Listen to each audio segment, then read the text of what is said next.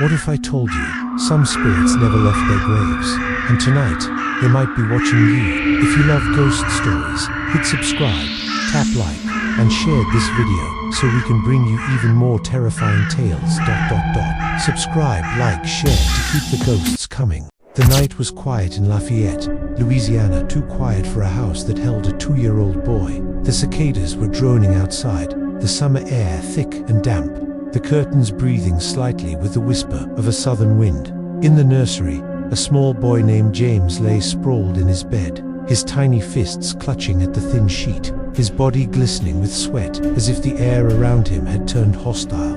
Then, the screaming began. It wasn't the cry of a child waking from a nightmare, not the clumsy, frightened, sobbing parents could soothe with a kiss or a glass of water. This was different, deeper, older. It was a scream of terror so raw, so primal, that it didn't seem to belong to a toddler. It tore through the house like an alarm.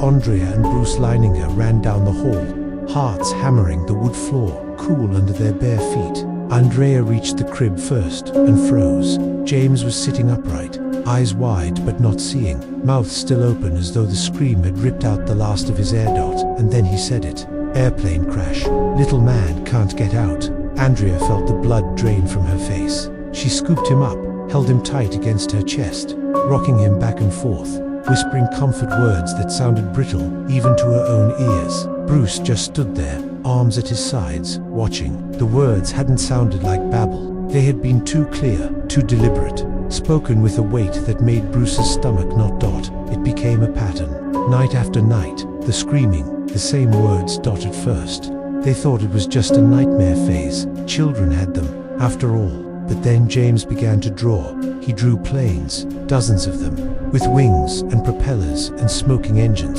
crashing into the sea. He named parts of them using words no toddler should know. Drop, tank, cockpit, corsair. And then one morning at breakfast, with cereal dripping from his spoon, James said, "My plane got shot in the engine. It burst into fire. I crashed. They couldn't find me." Bruce tried to keep his voice calm. "Who couldn't find you, buddy?" "The other guys, my friends, they flew on the Natoma." Andrea blinked. "What's neat?" James just shrugged and went back to eating his cereal. It should have ended there, an odd moment to laugh about later, but it didn't, because Bruce, restless that night, searched the word Natoma on his computer. There it was, Natoma Bay, an escort carrier that had served in the Pacific during World War II, and the dread began to coil around the family like smoke. Over the following months, James's memories became more vivid. He spoke of Jack Larson and James, not himself, but someone else, a man who had flown off that very carrier. Andrea began to write everything down in a notebook, every name, every phrase. The Leiningers were not a particularly spiritual family. They went to church, prayed before meals, but the thought of past lives had never crossed their minds. Yet here they were, confronted with the impossible. A 2-year-old boy describing events that had happened half a century ago, with details so precise that they later matched military records. But the most disturbing thing wasn't what James remembered, it was how he remembered it. Sometimes, Andrea would find him sitting on the floor, whispering to himself as though talking to someone just out of sight. Sometimes, Bruce would hear the sound of footsteps in the hall at night, even when James was fast asleep. And sometimes, when the house was very still, they would hear the faint thrum of propellers, as if a phantom plane was circling overhead. The Leiningers' home began to feel charged, as though something had followed James here, something that belonged to another time, another place. Andrea began dreaming too, dreams of ocean water, of oil burning on the surface, of shadows sinking into the black. One morning she woke with tears on her face, her heart pounding. And for just a moment she swore she smelled salt air in the middle of their landlocked Louisiana home. When she told Bruce, he just nodded grimly. "It's not just him anymore," he said. And that was when they knew. This wasn't just a child's imagination, it was a haunting. The dreams did not stop. By autumn, James no longer woke screaming every night, but that was not comfort, it was worse. The silence had weight to it, a charged, waiting kind of silence. He would sometimes wake and simply stare at the ceiling, murmuring things too soft for Andrea to hear. One night, she leaned close, heart hammering, and finally caught the words, "Get out of the water, you'll drown." Her breath caught. James, his eyes opened, but they were glassy, unseeing, And then, slowly, his head turned toward her, almost mechanically, and he whispered, "It's coming."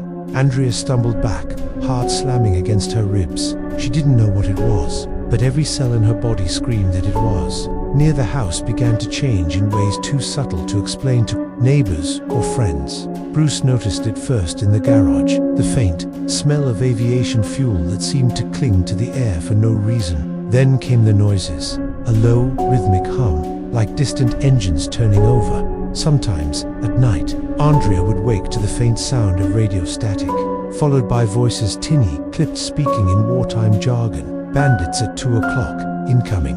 Mayday." But there were no radios on. One evening, Bruce walked into James's room and found him lying on the floor, staring up at the ceiling fan as though it were the spinning propeller of a plane. "Are you okay, buddy?" James didn't look away. "The sky is black. I can't see the carrier. Where is it? Where is it?" Bruce crouched beside him, trying to keep his voice steady. "It's okay. You're safe. You're home." But James sat up suddenly, his face contorted with fear. "No, they're behind me. They're coming. I can't get away." And then he screamed, a sound so piercing Bruce almost dropped him. That night, Bruce had a dream of his own. He was standing on the deck of a ship, the Pacific stretching endlessly around him, and there was smoke on the horizon. A plane roared overhead, so close he could feel the heat from its exhaust. And then there was fire, water, screaming. He woke, gasping, the smell of burning metal still sharp in his nose. When he stumbled into the kitchen to drink water, Andrea was already there, pale and shaken. "You dreamed it too," she whispered. Bruce didn't answer. As winter set in, James's memories began to include names. He would mention Jack Larson repeatedly, as though talking to a friend only he could see. Sometimes he'd laugh softly, sometimes argue with him. One night, Andrea found him standing at the window, pointing at the dark yard. "He's out there," James said matter-of-factly. "Who's out there, honey?" "Jack. He came back. He's waiting for me." Andrea peered out the window, heart thudding. The yard was empty, but the shadows seemed wrong, stretched too long by a moon that was not bright enough to cast them. She shut the curtains. Stranger things began to happen inside the house. A picture frame would tilt on the wall, as though nudged by an invisible hand. Doors would creak open in the dead of night. The old wooden floorboards would groan under unseen weight. Once, Andrea heard the unmistakable sound of boots walking across the hallway, but when she flung open the door, no one was there. James's toys sometimes moved on their own. Tiny planes would be lined up in formation across the carpet when no one had arranged them. The final straw came one stormy night in February. Thunder rolled across the sky, rain lashing against the windows. James woke crying, clutching his chest. "Fire," he sobbed. "I'm hit. My plane is burning." Andrea held him, whispering desperately, until suddenly the room grew cold. Not just cool, but icy, their breath visible in the air. And then they heard it, a deep, distant drone of propellers, as though a plane was circling directly above the house. Bruce ran outside into the rain, scanning the sky. There was nothing, no lights, no plane, but he could hear it. Circling low hunting. He stood there until the sound faded, leaving only the rain. And when he came back inside, Andrea was sitting on the floor, rocking James, her face white as chalk. "He's remembering more," she said in a hollow voice. Bruce didn't answer, because deep inside, he was beginning to believe that it wasn't just memory. Something from that fiery sky, from that war, had followed. James back. The tension inside the house became unbearable. Andrea began leaving lights on at night. Bruce kept a Bible by the bed, though he wasn't sure why. One night, they heard James talking in his room again. When Andrea pressed her ear to the door, she heard two voices. One was James. The other was not. It was lower at spear with a faint echo, as though coming from a great distance. Andrea flung the door open, and the voices stopped. James was sitting calmly on the bed, staring at the wall. "Who were you talking to?" she asked, heart racing. He smiled faintly. "The man in the water." Andrea's stomach turned to ice. By early spring, the haunting had become constant. The house no longer felt like theirs. It felt like a place caught between worlds. Andrea caught her reflection once in the hallway mirror, and for a split second swore she saw smoke rising behind her, and the silhouette of a man in a flight suit standing just over her shoulder. She turned. The hall was empty, but the smell of burning oil lingered. It was Bruce who finally said what they had both been too afraid to admit. "I don't think. We're just dealing with memories," he said one night, his voice low. "I think something's here with us." Andrea stared at him, trembling. "Then what does it want?" Bruce didn't answer, but deep down they both knew that it wanted to be remembered, and it wouldn't let go until it was. The night the truth came for them began like any other, heavy with silence. James had been quiet all day, too quiet, sitting by himself in the corner of the living room, tracing circles on the carpet with his finger, as though writing invisible letters. Andrea watched him nervously, a plate of untouched dinner in front of him. When Bruce came home, the air in the house felt different, charged, as though a storm had gathered indoors. James finally looked up. "They're coming tonight," he said softly. Andrea's fork clattered against her plate. "Who's coming, sweetheart?" "The ones who didn't make it back." The words were simple, but the way he said them, so calm, so certain, made every light in the room seem too bright, too harsh. Night fell quickly, swallowing the house in a darkness that felt alive. Bruce tried to watch TV, to keep normalcy alive, but the sound seemed too loud, intrusive, until finally he shut it off. The silence that followed was worse. Then came the smell. It rolled through the house like a tide, salt water, fuel, and smoke. Andrea gagged, covering her mouth. Bruce grabbed a flashlight, though every light in the house was already on. "Where is that coming from?" Andrea whispered. Then they heard it, the drone of propellers. Louder this time, closer. The walls seemed to tremble with it. James stood up slowly, his face pale but composed, and walked toward the hallway as if in a trance. "James," Andrea called after him, but he didn't turn. When they reached the hallway, the lights flickered violently, plunging them into strobe-like flashes of light and dark. And in the moments of darkness, Andrea saw them, shapes, dozens of them, men in flight suits, faces smeared with oil and blood, some with hollow eyes, some with helmets under their arms. They stood silently, watching. The light snapped back on, and the hall was empty.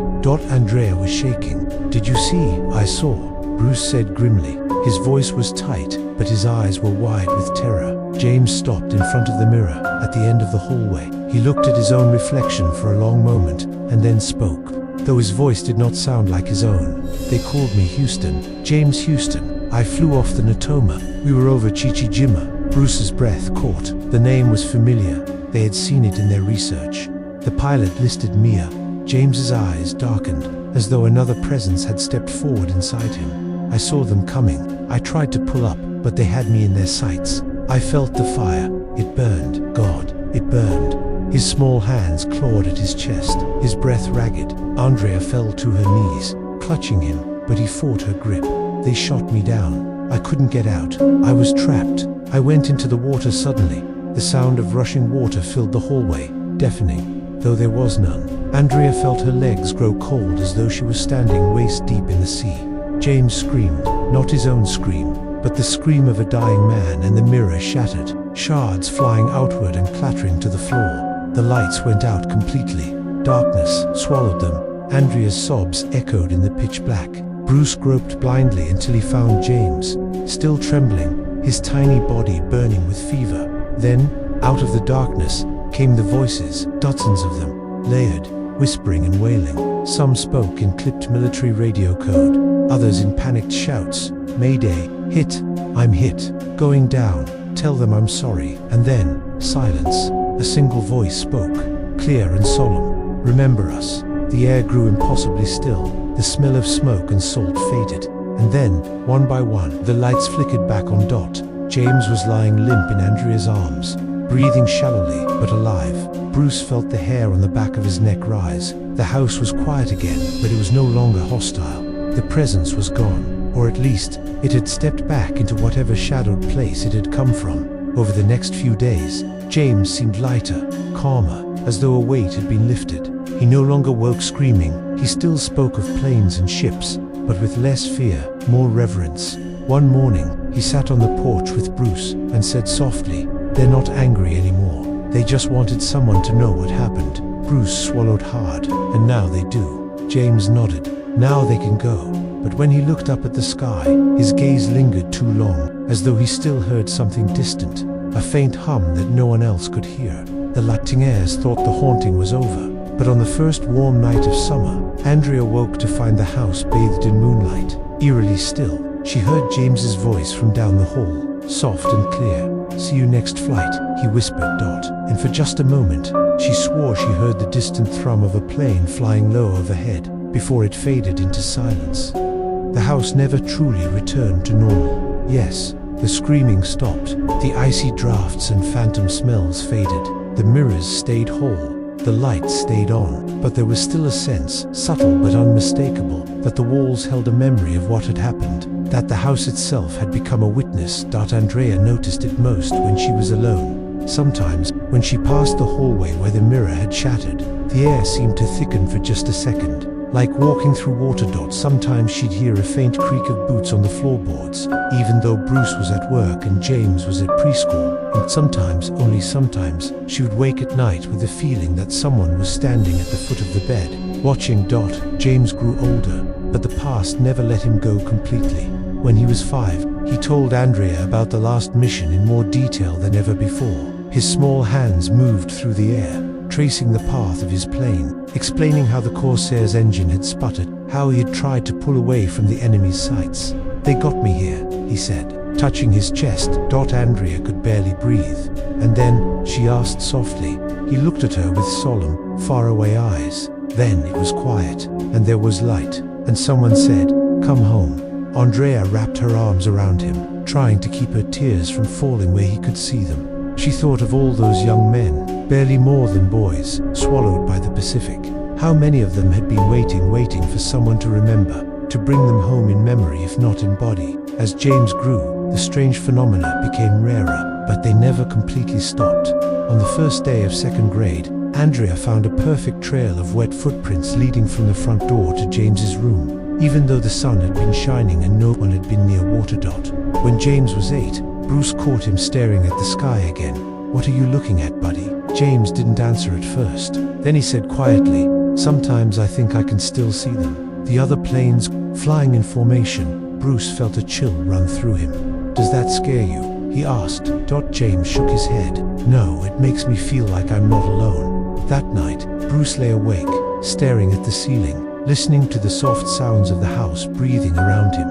Somewhere, far away but impossibly near, he thought he heard the low drone of engines. The sound grew louder, closer, until it seemed to fill the room. He sat up, heart hammering. Andrea stirred beside him. "What is it?" "Listen." They both held their breath. The sound was unmistakable. A plane, low, circling. And then, just as suddenly as it had come, the sound faded into silence. A week later, Andrea woke just before dawn. The house was utterly still, drenched in pale grey light. Something drew her to the hallway, to the very spot where the mirror had shattered. The air felt heavy again, and then, in the silence, she heard it. A single voice, faint but clear, as if coming from the other side of a great distance. "Thank you." She pressed a hand to her mouth, tears springing to her eyes. When she looked into the hallway mirror, she saw her own reflection, and for just an instant, standing behind her, a man in a flight suit, helmet tucked under his arm, smiling faintly. And then he was gone. Years passed. James grew into a quiet, thoughtful boy, fascinated with history, especially the war in the Pacific. But he never spoke of the memories the way he had when he was little. One evening, when he was 12, Andrea found him sitting on the porch steps, watching the sunset. "Mom," he said, not turning, "do you think we come back after we die?" Andrea hesitated. "I think maybe we do, at least, some of us." James nodded slowly. "I think he's gone now," he said. "The other James, I think he just needed someone to finish the story for him." Andrea's throat tightened. "But sometimes," James added, "when it's really quiet, I feel like he's still here, just watching the sky with me." That night, Andrea dreamed again. She was standing on the deck of the USS Natoma Bay, the sea stretching endlessly in every direction. The air was sharp with salt, the sun blazing overhead. Then she heard it, the roar of engines, the shriek of bullets, and above it all, the steady, unbroken heartbeat of propellers. She looked up just in time to see a Corsair diving, smoke trailing from its engine. It hit the water with a terrible beauty, a burst of white spray, and then there was silence. When Andrea turned, she saw a row of young men standing on the deck, pilots, mechanics, gunners, all watching her, their faces solemn but peaceful. One of them stepped forward, a man with strong features and kind eyes, and saluted her, and when she awoke, her pillow was wet with tears. The Liningers never spoke much about what had happened in those early years, but every now and then, when the house was quiet and the sky very still, Andrea would catch the faintest sound of vengeance, just a whisper, and smile through her tears, because she knew that some echoes never die, and somewhere, beyond the reach of time, a young pilot was finally at peace, flying home, again and again, into the eternal horizon. Asterisk. This conclusion keeps the atmosphere haunting and unresolved, leaving readers with the unsettling sense that the past never fully lets go, that some lives loop back until their stories are told. It's emotional, eerie, and reflective, exactly like a ghost story that stays with you long after the last page